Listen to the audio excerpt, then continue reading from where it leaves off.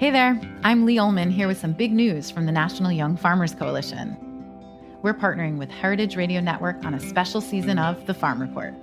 It's all about what's happening with the Farm Bill and how it impacts farmers and eaters. I am growing diversified vegetables on land that's been in our family for 150 years. And so with the pandemic, gentrification, property values going up, we had to sell the land and we lost it. Join us as we uncover the untold stories behind this massive piece of legislation that shapes how we grow our food, what we eat, and so much more. The problems we have had, those are things that come from earlier Farm Bill and USDA policy, right? Like Earl Butts, get big or get out. You know, it's my responsibility to know not only what I'm eating, but then like how that all came to be. And realize like, wow, like this piece of legislation, all this money, like it's technically something that I support as a taxpayer. While Congress debates the next Farm Bill, this is not just an invitation to listen. It's a call to action. Be part of the conversation. Subscribe to the Farm Report on Heritage Radio Network, wherever you listen to podcasts. This episode is brought to you by Honeycomb Credit.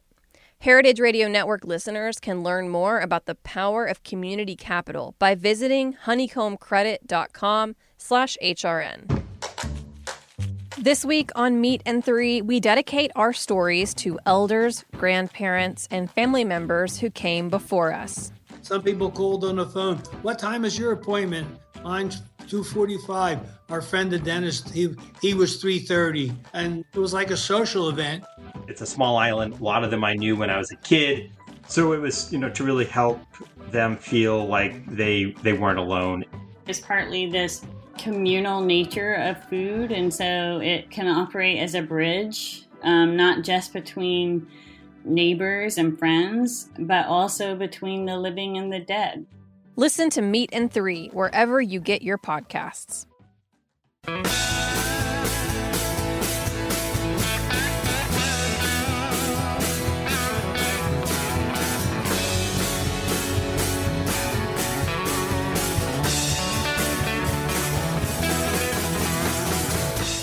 Hey, welcome to Beer Sessions Radio on Heritage Radio Network. It's Tuesday, April 13th, 2021, and recording remotely. I'm Jimmy Carboni. I'm the host here on Beer Sessions Radio, and we're doing a special show about Vermont. And the backstory is, for me, Vermont, everything always seemed to be clean and pure, and the ingredients were better than anywhere else, in particular New York. And this is going back 10, 15 years. And we've seen so many changes in the local ingredients that are available for beer, in particular hops and grain. So we're going to have a focused talk about Vermont hops today. So let's go through and everyone quickly introduce yourself. Please say your name and where you work. Start with Bob. I'm Bob Grimm. I work down here at Foam Brewers and one of the partners and co-founders. And I work at the original location right on the waterfront in Burlington. Great. Sam? My name is Sam Keane. I work at I'm with Foam Brewers. I work at our, also one of the co-founders and partners here. Currently the head brewer at our production facility in Heinsberg, Vermont. Great. Julian? My name is Julian Post. I'm a co-founder of the farm Champlain Valley Hops in Starksboro, Vermont, and I'm also the farm manager here. And Max? My name is Max Licker. And I am the sales manager for Champlain Valley Hops in Starksboro, Vermont. Okay, so we got the introductions done with. This is a pretty cool show. So Max reached out to me. We have a good friend from Heritage Radio Network who's now a journalist up in Burlington, Jordan Barry, and she's connected us to quite a lot of Vermont folks. So Max, I know you went to NYU Food Studies and you've got quite a background. Just tell us how you landed at Champlain Valley Hops. So I'm always looking for cool and interesting jobs in the food world and the agriculture world. I've bounced around a lot. I've always thought that Vermont would be a great place to live. And when I find out I got to move here, I was searching around for opportunities, and I got connected with Peter Briggs, whose wife graduated from the same NYU Food Studies as me. They were looking for someone to help sell their hops that they had just grown, and I thought that I could be the right person for that job.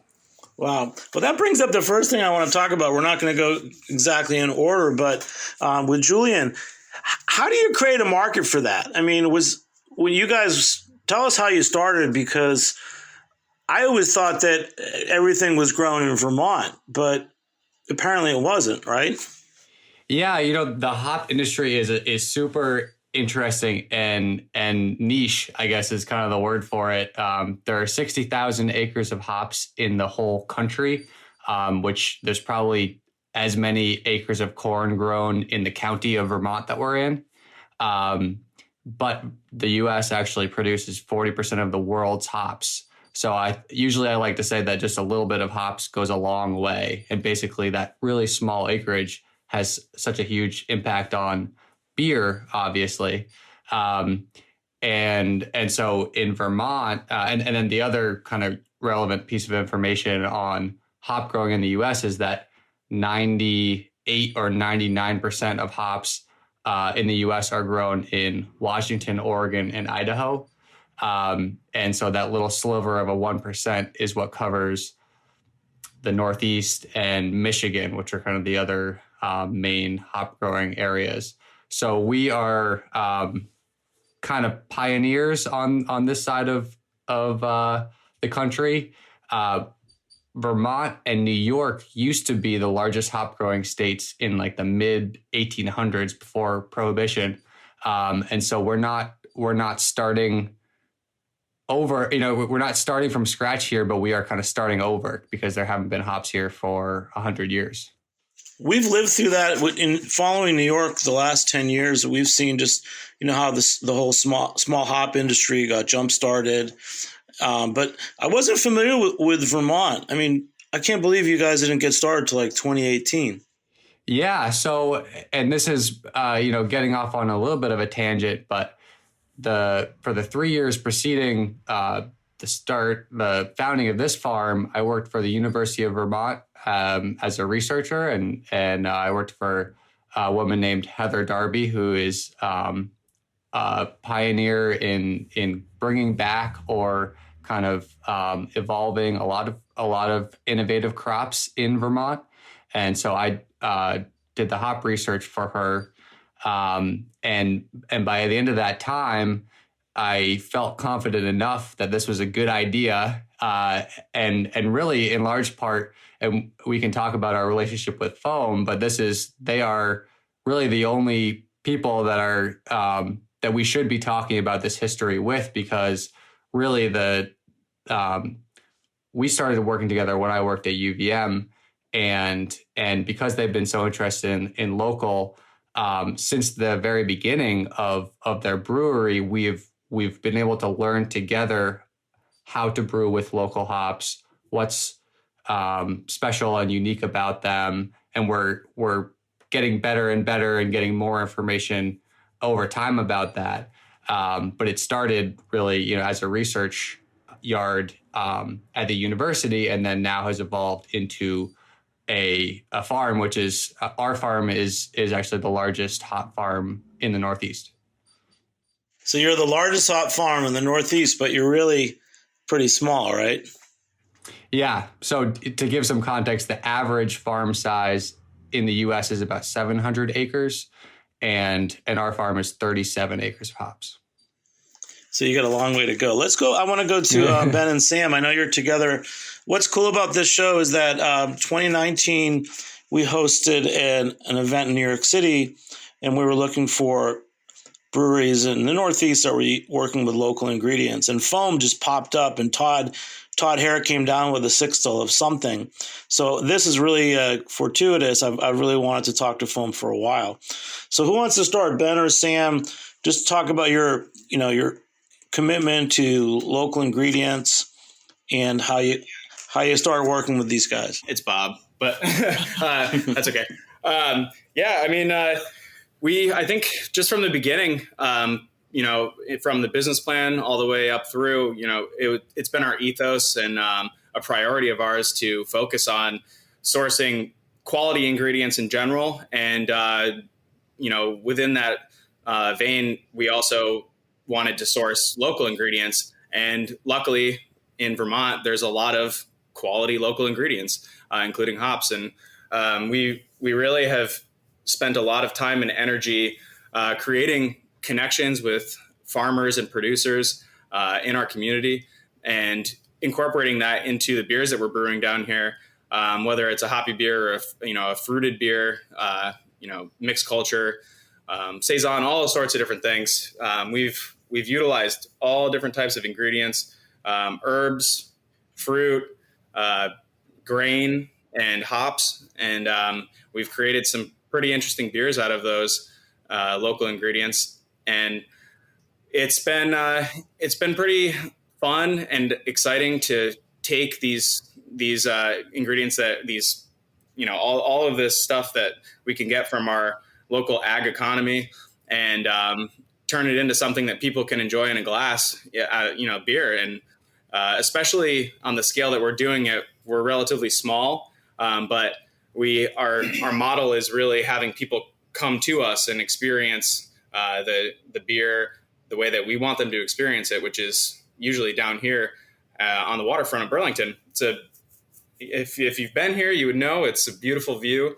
You get to look at the great Adirondack Mountains across the Lake Champlain, and a big part of who we are is also connecting with local artists and musicians as well. So it creates a pretty cool vibe down here, and people can really get behind the beer and the story of sourcing those adjuncts and hops and everything that go into it.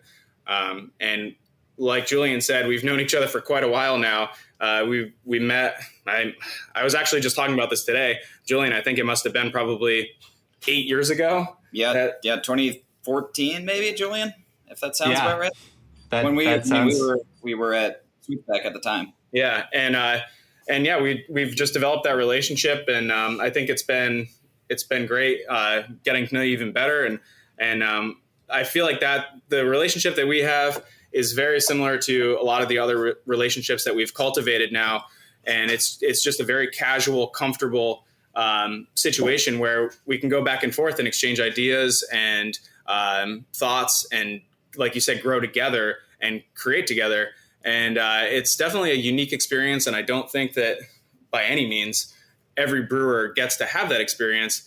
And our goal is to really just try to tell that story and explain, where the inspiration came from, and where the beer scene is going and can go, utilizing all that stuff that is available to us. And maybe Sam, if you want to talk about some of the beers that we've done, let's hold off on that for a second. Let's go a step back. So, Julian, and you guys, let's talk about Vermont ag. Let's just tell more about how Vermont ag has influenced what you guys are doing now.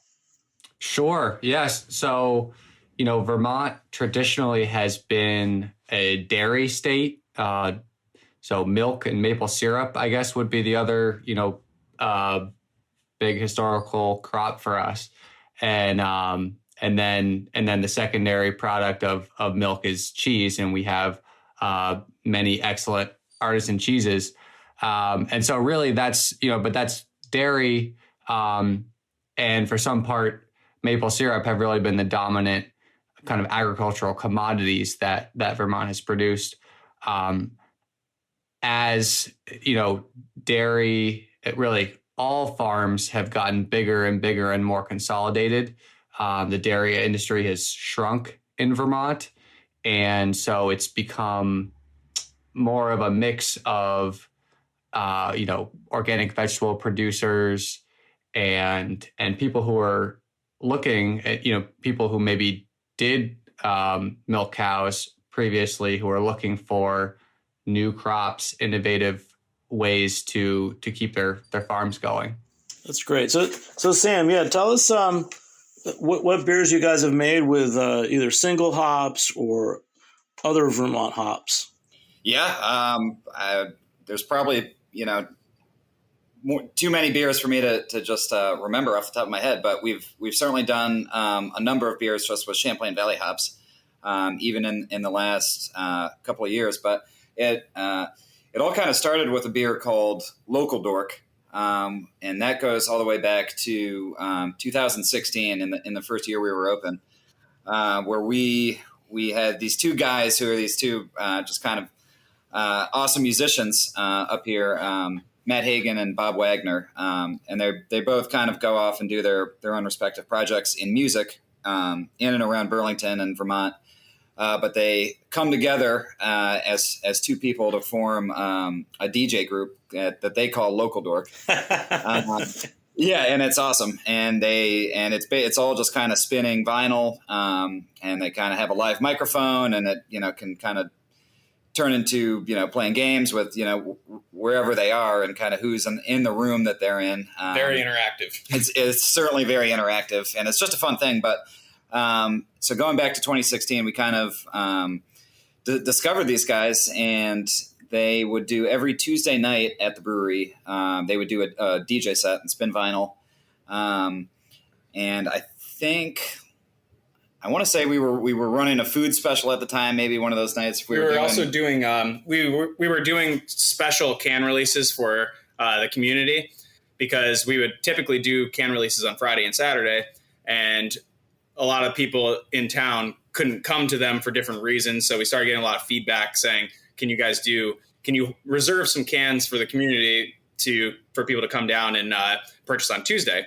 And it just made more sense for some of those people. So we started doing that. And that's why Local Dork made sense. They would come in and DJ during that can release. So that's where it kind of started. Yeah. So it all started there, and it did start, that beer did kind of, we got kind of just going all the way back, that we kind of decided to do a beer just called Local Dork and name it after, the name of the DJs.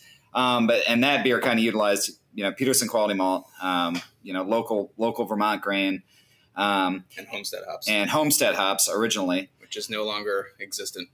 But that kind of developed over a couple of years. And now that we've been canning for about 3 years, last summer we decided to kind of scale the draft only version of Local Dork up to a beer that would be available in cans for people.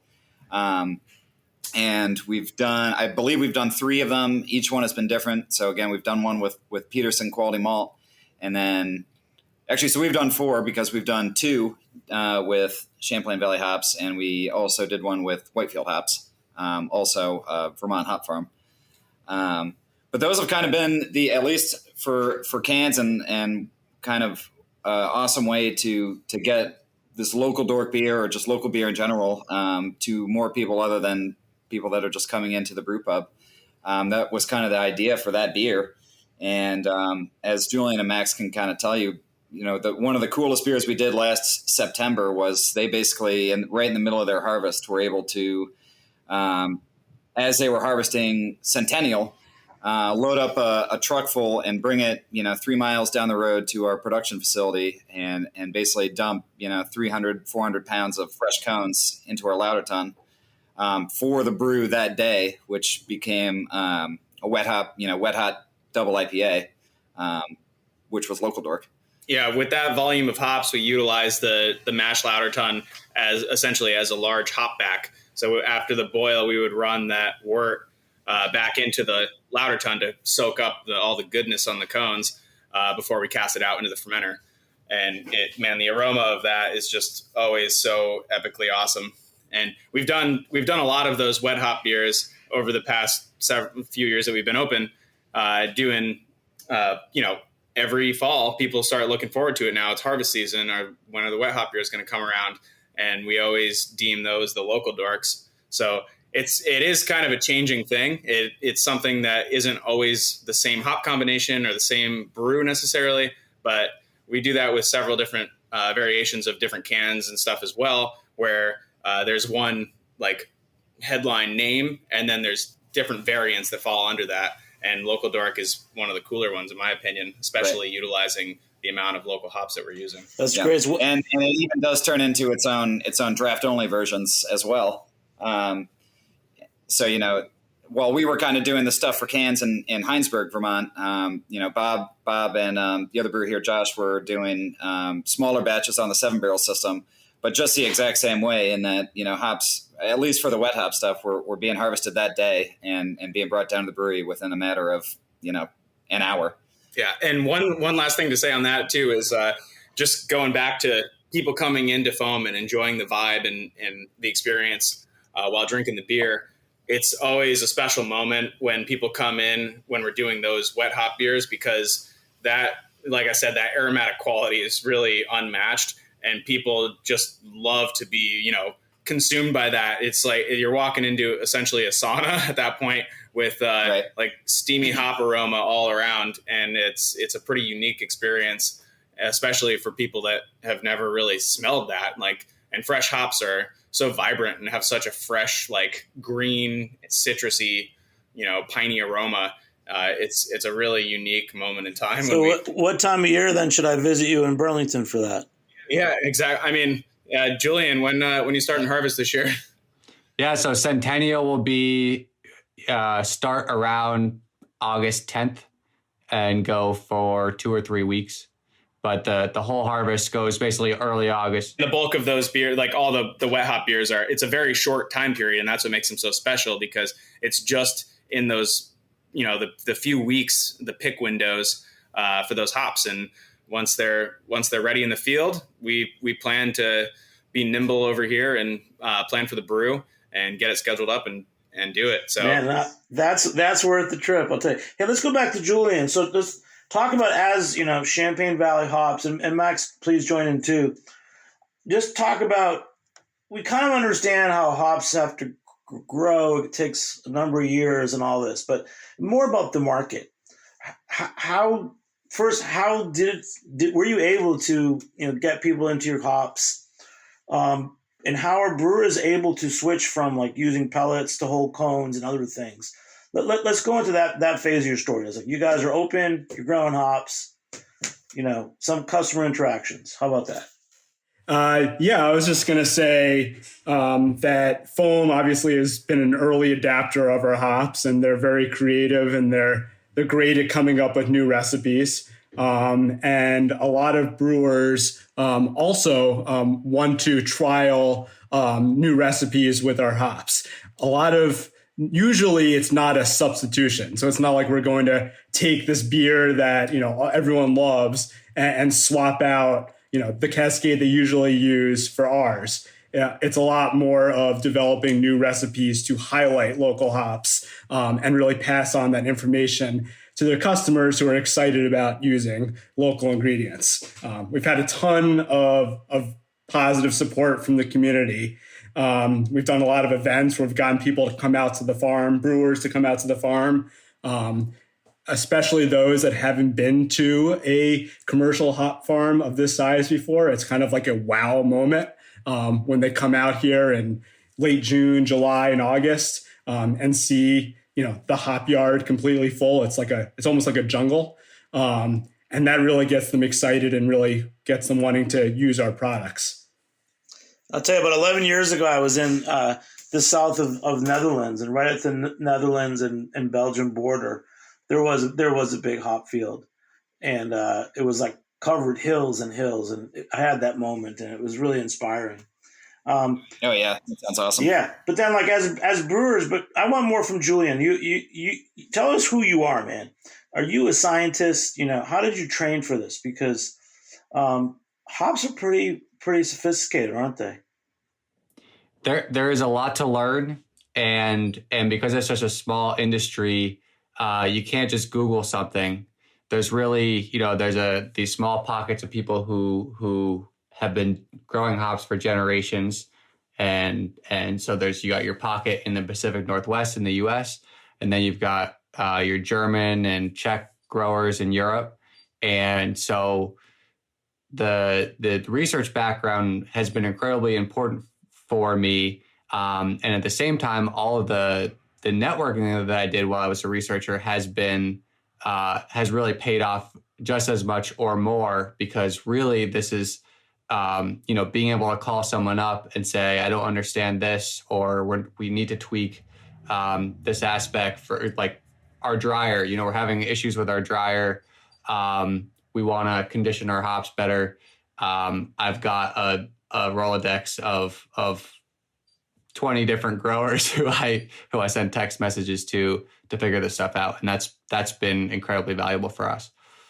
That is really cool, man. The whole thing about is how do you define like Vermont terroir, and generally what are you finding about some of the typical hop varieties that you're growing in Vermont compared to other parts of the country? Yeah, so I think I will let Max talk about some of the sensory characteristics that we're learning about from each variety. I'll just say that from the farmer's perspective, that there are so many factors that influence how a hop grows, the soil type, the climate, so like how wet the region is, the latitude is a huge thing for hops. So, and that's maybe worth describing a little bit.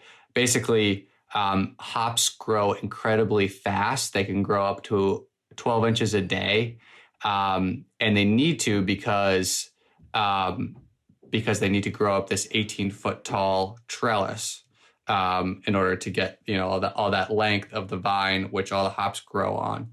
And so in order to put on that much growth in the short summer season, they grow best in areas where you have the most daylight possible, basically. Kind of the most daylight without being super cold, right? So at our latitude, which is 44 degrees, we've got a 15 and a half hour day at the peak of summer, and that they can put on so much growth during that period. And that's the same in Germany where they grow the hops, and that's the same in the Yakima Valley.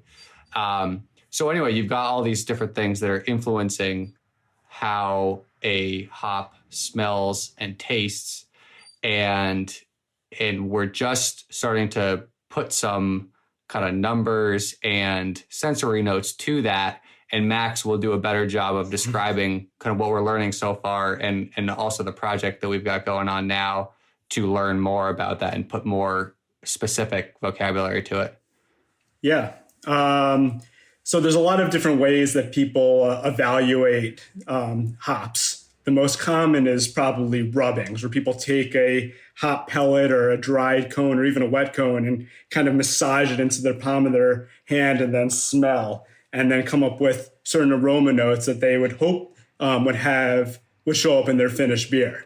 The one thing that complicates that is that brewing adds a lot of heat and fermentation to the process, and that actually changes a lot of the aromas and flavors of these hops. So the best way to evaluate what a hop is going to add to a beer is by actually brewing with it. To complicate that again, a lot of beers are usually brewed with multiple hop varieties. So what we have done is, through the Vermont Hop Project, we've gotten 12 brewers on board to brew a total of 32 single hopped or mostly single hop beers, each one highlighting one of our main varieties. And through this project, we're hoping to learn a lot more about what these individual varieties add to beers and how they differ from the same varieties grown from their conventional producers, usually in the Pacific Northwest. So the results, we're still getting results in now. The project started in March and will go through the end of May.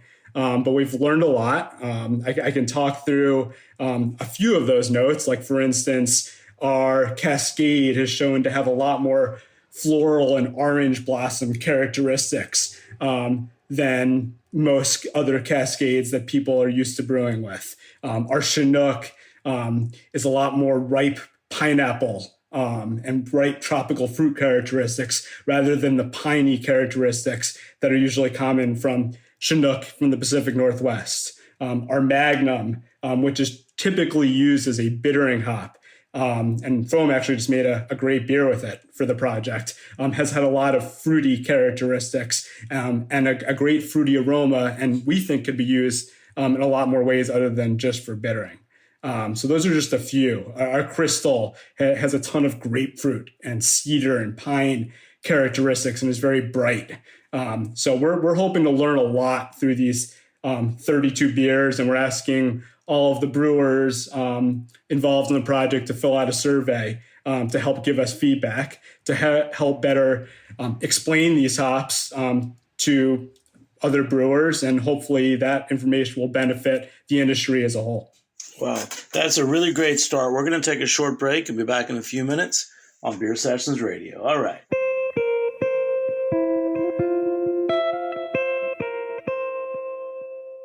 This episode is brought to you by Honeycomb Credit.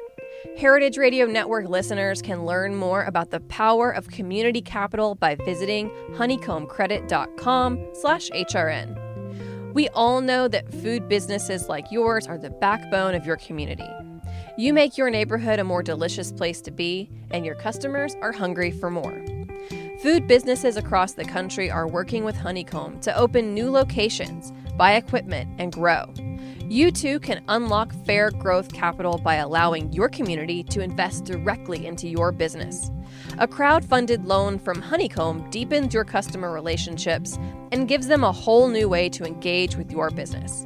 You'll also get access to thousands of local investors in the Honeycomb network who are passionate about seeing food businesses succeed. Honeycomb is the community bank of the 21st century. Fair rates, flexible terms, and no prepayment penalties. Honeycomb has proven to be an invaluable growth tool for all kinds of businesses, from James Beard-nominated restaurants and upstart food trucks to organic farms and award-winning breweries. Best of all, with Honeycomb, you're paying back your neighbors, not big banks. To learn more about how Honeycomb Credit can help grow your business while building vibrant, financially empowered neighborhoods, visit honeycombcredit.com/HRN. Hey, welcome back to Beer Sessions Radio on Heritage Radio Network. It's that time of year. Check us out and become a member at heritageradionetwork.org. So we're talking about Vermont hops with Champlain Valley Hops and Foam Brewers. Let's go to the Brewers now. Bob and Sam at Foam Brewers. So we were talking about using new hops or even perhaps single variety hops in a beer. How do you approach that as brewers? How do you modify your recipes, etc.? Yeah, I mean, just to touch on what Max said, I think that's a good intro into this question here. When talking about all the different varietals, cultivars of hops that these guys are growing, it's the Cascade, Chinook, all the stuff that was just discussed. I think people have like a predetermined idea of what the flavor profile should be, right? Like the aroma and taste. And that's because there's these massive farms out west that are producing large scale, ag operation hops. And those are pretty consistently the same. And a lot of those, like Max said, like Chinook is known to be very piney. Cascade is classically grapefruit forward, but the hops that are grown in Vermont are noticeably different. And I think that is something that really should be noted for brewers that want to brew with this stuff. And I think that a lot of it is trial and error. A lot of it is experience. And, you could do the rub, you could do all the sensory evaluation of a hop in the field, whether it's, fresh or dried, pelletized. And that's part of the challenge, I guess, and learning curve of a brewer is to understand those aromas in just its regular form and its, young form, I guess, before it goes into a beer, a raw form, I should say. And you get an idea of what the hop is all about in that rub.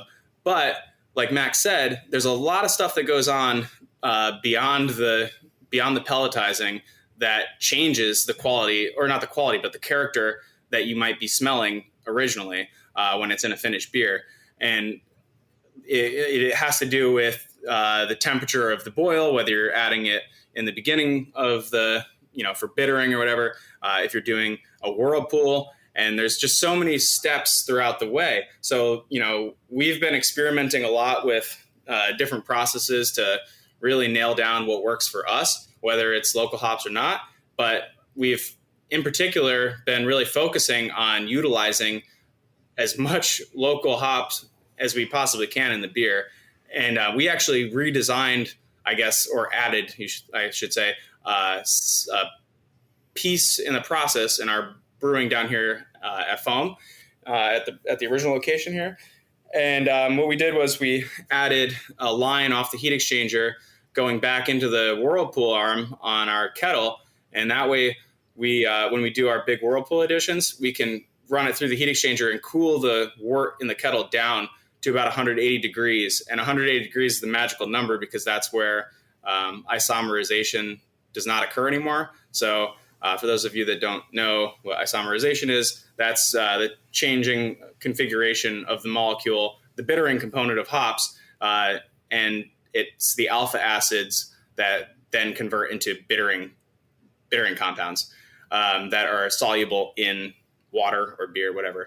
And so when we drop the temperature down in the kettle to 180 degrees or slightly below that, basically we're inhibiting any more bittering from the hops, and we're just really extracting all of the amazingness of what the hop is, the aroma and taste, and trying to pull all of that out because we have the bitter part under control. We have our bittering hops already added at that point, so we have predetermined BU number in mind for whatever beer we're brewing, and then we're really just trying to get like all of those oils and amazing aroma compounds out. So we've been doing that with pretty much every hoppy beer that we do here.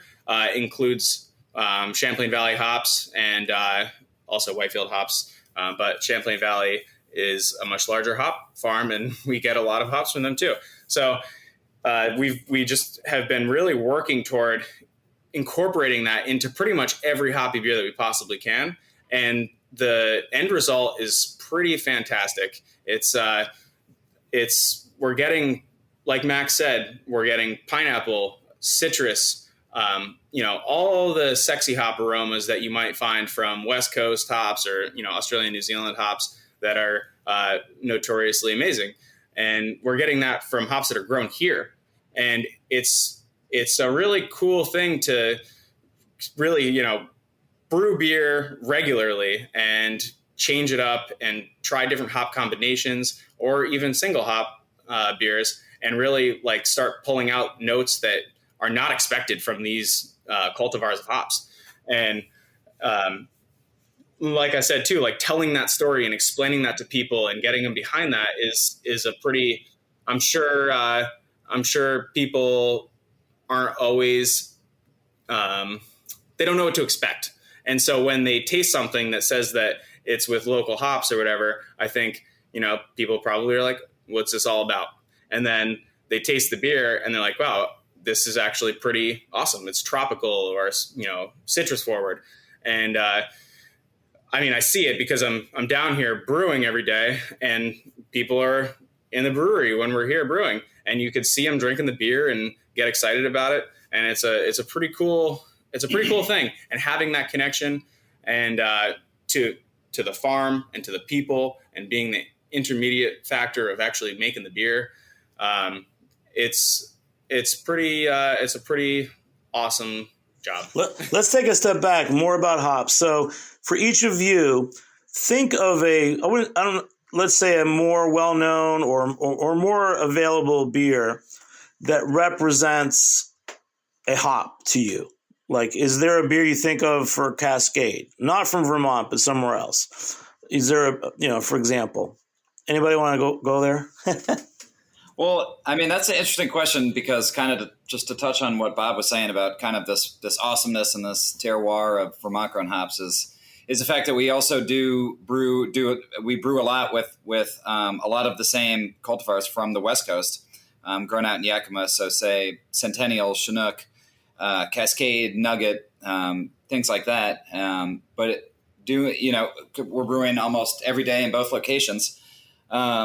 And to be able to compare, say, a Centennial grown out in Yakima versus Centennial that's grown in Starksboro, Vermont, they're just completely different beasts, almost to the point where it's hard to even say that it's the same cultivar of hop.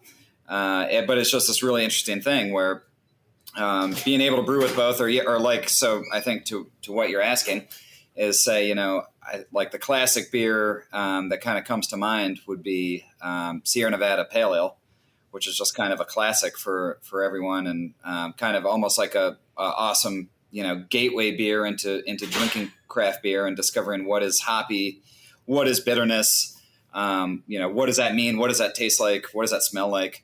And then to compare that to pale ale that we might do at Foam with Vermont grown Centennial. It's just a world of a difference, and not to say it's any better or worse, just completely different. So it's fascinating for sure. No, that's cool. It's there have been so many projects done with single hops, and I really wish I could come and try all of those with you guys. Julian, how is that going? So who is responsible for interacting with the breweries? I keep going back to this, but I always like to hear about the mechanics. Interacting with the breweries for this hop project. Is this through sales? Is this separate from sales? This is Max's baby. This is me talking to brewers. So it's what we try to do, which we try to differentiate ourselves from some of the bigger farms, is have close relationships with brewers. So this is me talking to people, texting, emailing, visiting breweries on a regular basis, both for the planning stages of this project and, hearing how the brewing went and, how they're going to go about brewing their next beer for the project, since most brewers are brewing about 3 beers. So I get updates on a regular basis. So Max, just tell me about one that you've recently interacted with. Just some anecdotes. Yeah, so I'll tell you about, the Rock Art did a Centennial beer that I really loved, that they actually they only dry hopped the beer. And I thought it was the best characteristic of Centennial that I have had, with a very lemon lime characteristic, very, very little bitterness, very easy drinking, but incredibly refreshing. And those guys are extremely excited to do a single hopped beer, because they don't usually do that. And they might want to continue to produce that throughout the year. That's great. So someone asked, I want to get more out of Julian. So let's ask a couple questions of Julian that you guys want to ask him. Julian, I got a question for you. Yeah. What new cultivars are you planting this year? Good question. Great question. Yeah, so we planted one new cultivar last year. It's called Triumph, and that's a new public variety. So in hops, we have public varieties, which are available for anyone to grow. And there's also private varieties that are developed by private farms. So that would be classically Citra, Mosaic, Galaxy, if you were looking for a New Zealand hop. And the public breeding program used to be much more prominent. And so that's where you got varieties like Cascade that have, shaped kind of the craft brewing movement so much. But it kind of dropped off as these private companies became more prominent in developing hops. Now, and I think largely from brewer demand too, both brewers and growers have asked for more public support for breeding programs. And so one of the more recent hops that's come out that is supposed to be excellent for brewing like a hazy IPA is this hop called Triumph. So we're super excited to harvest some Triumph this year. The other variety that we're going to plant this year, and I don't know if I told you guys this, Bob and Sam, but we did secure some Comet that we're going to put in the yard as a trial. And these guys specifically asked us to grow Comet.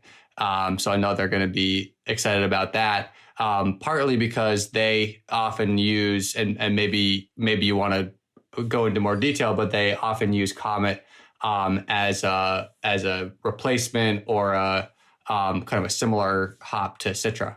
Yeah, Max told me that you guys are growing that. I'm pretty excited about that personally. So what kind of beer would you make with the Comet? Really any of the any of the IPAs that we do, anything like that in that vein, Comet would be a great hop in, because we do a lot of different types of beer just in general, a lot of different types of hoppy beer. And I would say the majority of the hoppy beer that we do, the overwhelming characteristic is probably citrus, tropical. And so Comet really fits right into the portfolio of hoppy beers that we do. And like Julian said, anything that has Citra in it, which is a lot of the beer. Built to Spill is Citra Galaxy. Pavement is Citra Mosaic. We have Youth Lagoon, which is all Citra. But I mean, the list goes on and on. But there's, I think that there's a lot of opportunity to develop a whole new brand around this and highlight the fact that it is Comet, and get people to know that it's that something that is equivalent to Citra, and who knows, maybe even better, grown here with the terroir. That's something that's available to brewers in the state, grown in the state, and that is a pretty cool thing. So, and this Triumph hop as well is going to be pretty exciting. Anything like new that's being grown in Vermont is pretty cool, because we're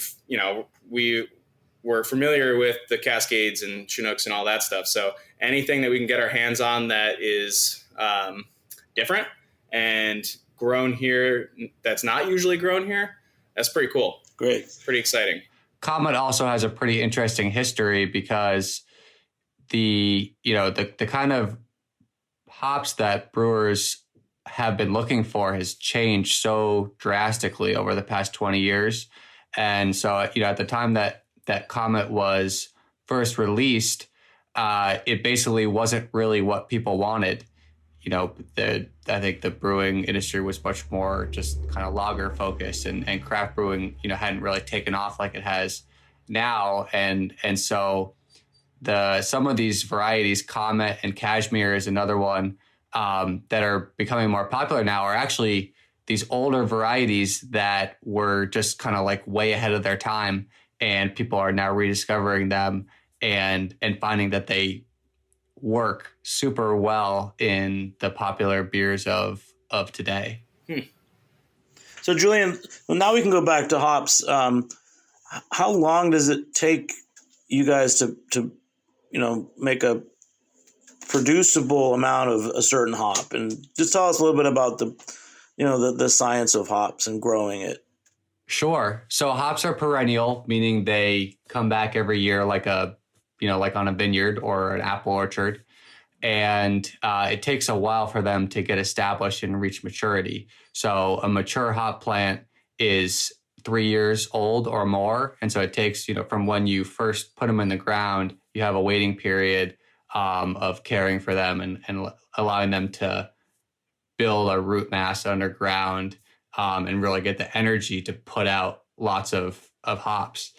And so within one season, the hops generally come up like now, like literally on Friday, there were little tiny purple buds just peeking out of the soil.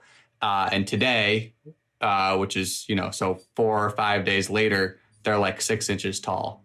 And so basically, as soon as it gets warm, they are just ready to go, and they'll reach the top of the trellis, 18 feet tall, at the summer solstice. So like end of June. And then from that point on, they're basically bushing out, starting to create the flowers, which are the hop cones. And then by early to mid-August, we start harvesting the early varieties, and the harvest goes through the end of September.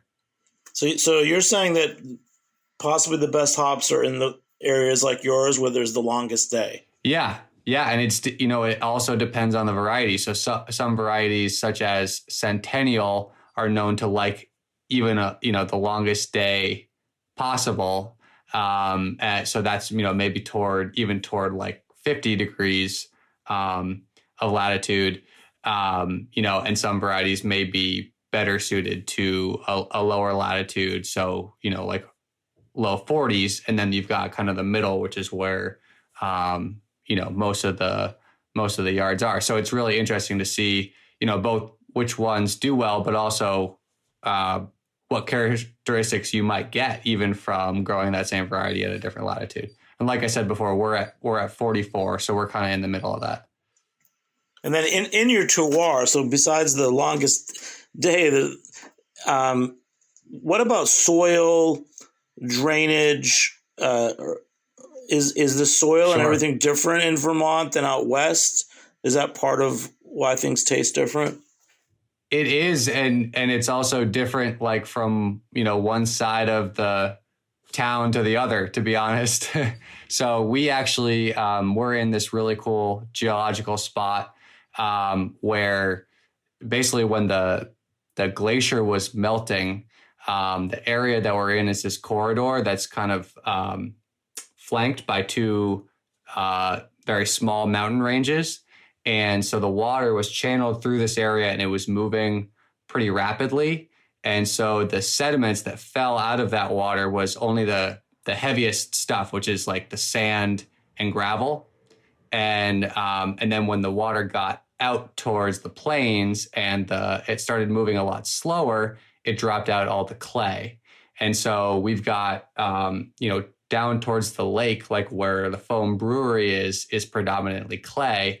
And up in Starksboro here, which is only a half-hour drive away, our soils are very sandy. And we actually have a sand and gravel pit like a mile up the road, where you can go fill up your pickup truck with a load of gravel if you want.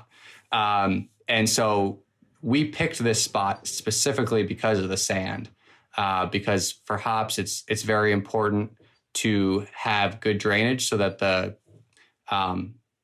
so that we can create an environment that is not conducive to fungal infection. So basically there are fungal diseases that love cool, damp conditions. And that's our number one pest that we avoid at all costs and fight at all costs because it can really, damage a crop.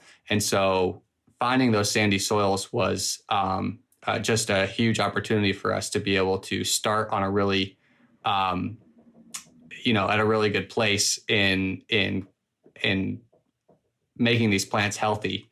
That said, hops also use a ton of water. And so while we want the water to drain away really fast so that the kind of surface is dry, we also have to bring the water back so that the hops can, have as much water as they need to grow. And so we've got the other great feature of our property is we've got a creek running through it. And so we use drip irrigation that puts the water right to the plant roots, and that comes right out of our creek. Wow. Now I get to ask you about yourself. So what is your typical day like? Or you could just tell me what you did yesterday or today, besides picking up granite or gravel from the quarry. Sure, yeah. It always starts with a team meeting. So we like to keep the meetings pretty short in the morning, but it's always good to start the day. And when I say team, I mean our field team. And so everyone's got their projects for the day. And our season is very segmented. So it's kind of like we have these big projects that go for a month or 6 weeks. And so one part of the season looks very different from the next part of the season. Right now, we're getting ready for stringing, which is one of our biggest projects. And so we're just doing a lot of odd jobs. We're fixing irrigation. We are modifying tools that we can use for cultivating the hops. And we're getting the trellising ready, cutting down old strings that were hanging from the trellis to make sure that it's nice and clean so we can start tying strings next week. Wow. And your title is you're a farm manager, right?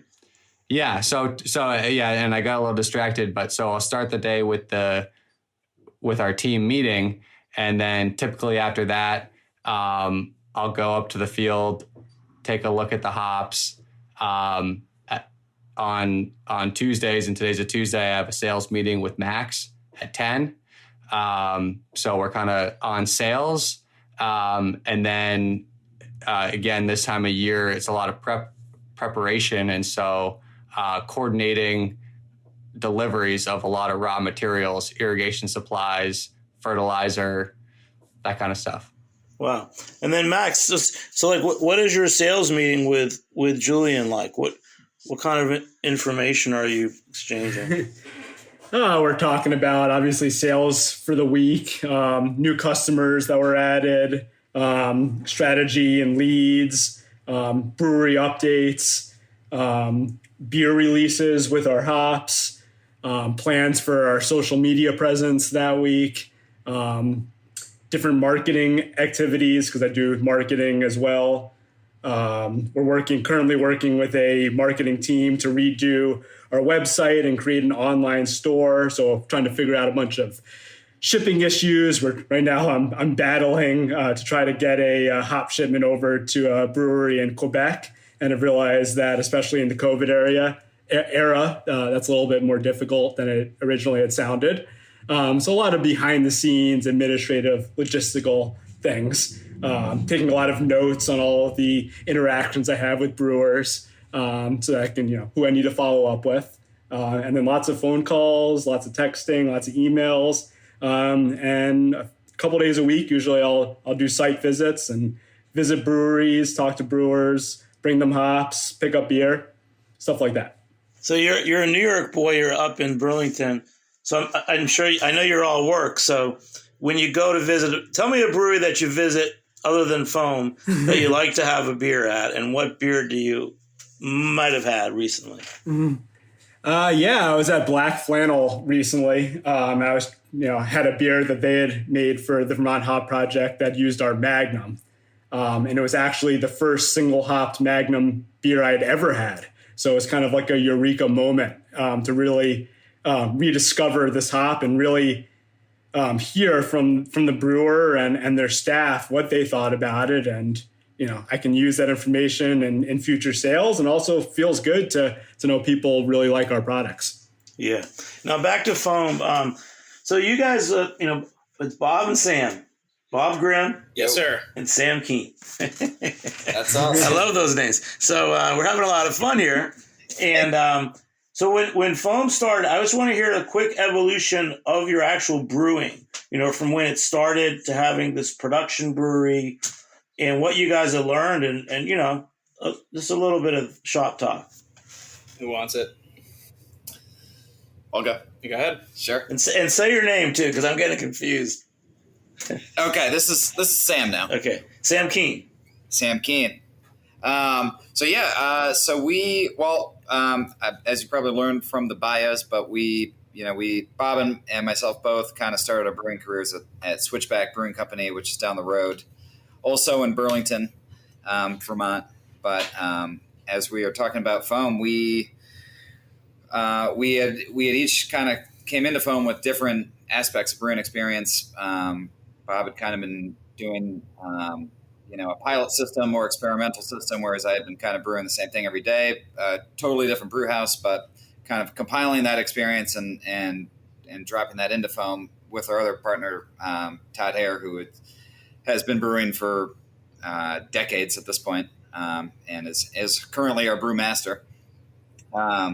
We found the spot at the waterfront, and we're just ecstatic to know that we had kind of secured a lease and had a space that we could call our brewery. And it was just so funny early on because we actually did the demo of the space ourselves, and that was including our other partners, John Farmer and Danny Casey. And we would basically just kind of do demo through kind of the day. And at that time, people were also doing different things during the day, but we would basically kind of fire up the brew house at night. And that was how we filled our first, 4, 5 fermenters? It was either 3 or 4. We started. And by the way, the first hop delivery that I made to these guys was like full demolition zone at night. I think there was like pretty poor lighting. Yeah, no lighting, and I think he brought it in like a big contractor bag. Yeah, definitely. And that's just kind of the way it went as we were gearing up for our opening, which was April 2016. So we are coming up on 5 years. It's insane that it's been that long. Looking back at it now, but that's kind of the way it was. We were kind of doing demo and build out of the space from 7, 8 a.m. up until 4 or 5 p.m. And then as kind of other tenants in the building would clear out around 5 p.m., we would start firing up the brew house and just kind of brew through the night with just little construction lights here and there while the dust settled around us. And that's kind of where the first few brands of Foam Brewers beer was born. I'm going to leave it at that because that's beautiful. I'm really getting a sense of this Burlington community. I'd never been there. I didn't realize how special it was sitting on the banks of that Lake Champlain. I want to ask the last question of the Champlain Valley Hops guys. Maybe Julian, since you're a farmer, and Max, because you're in sales, as many of us know from history, the rise and fall of farms and agriculture can be quite scary. A bad storm. There's things that you guys have to deal with that, a steel factory doesn't have to. What's your projection for the next couple of years? You guys are the largest hop farm in New England, but you're still very tiny.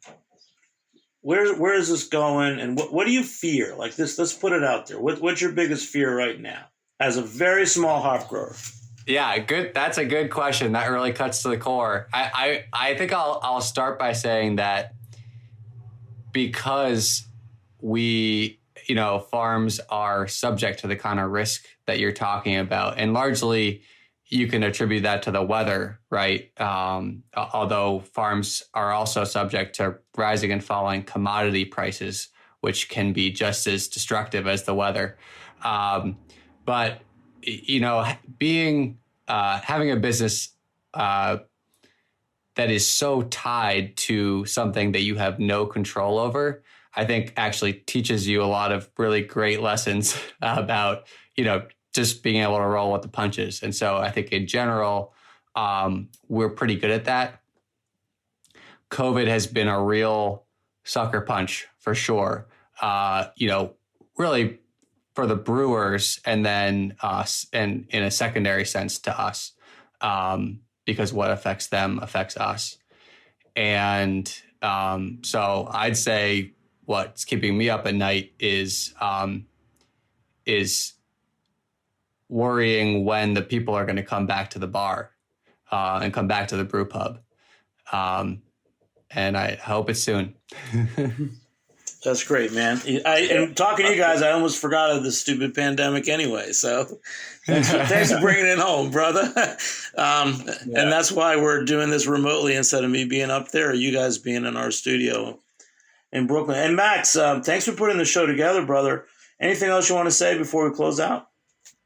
Yeah, well, thank you for having us. It's awesome to do this. We're so appreciative of Foam and the relationship that we've built together. And we're really excited to help build the commercial New England hop industry together and help them continue to make fantastic beer. That's great, man. Thank you, guys. I mean, the feeling is definitely mutual. 100%. 100%. We're looking forward to the harvest. All right, that's when we want to be up there. Hop harvest up near Burlington. Thank you guys so much. I'm going to thank to Bob, Sam, Julian, and Max for joining me here on Heritage Radio Network. Big shout out to our engineer Armin Spingen and our producing intern Caroline Fox. I'm Jimmy Carboni. I'm the host. We'll catch you next time on Beer Sessions Radio. All right, woo! Beer Sessions Radio is powered by Simplecast. Thanks for listening to Heritage Radio Network, food radio supported by you. For our freshest content, subscribe to our newsletter. Enter your email at the bottom of our website, heritageradionetwork.org. Connect with us on Instagram and Twitter at heritage_radio. You can also find us at facebook.com/Heritage Radio Network. Heritage Radio Network is a nonprofit organization driving conversations to make the world a better, fairer, more delicious place. And we couldn't do it without support from listeners like you. Want to be part of the food world's most innovative community? Subscribe to the shows you like. Tell your friends, and please join the HRN family by becoming a member. Just click on the beating heart at the top right of our homepage. Thanks for listening.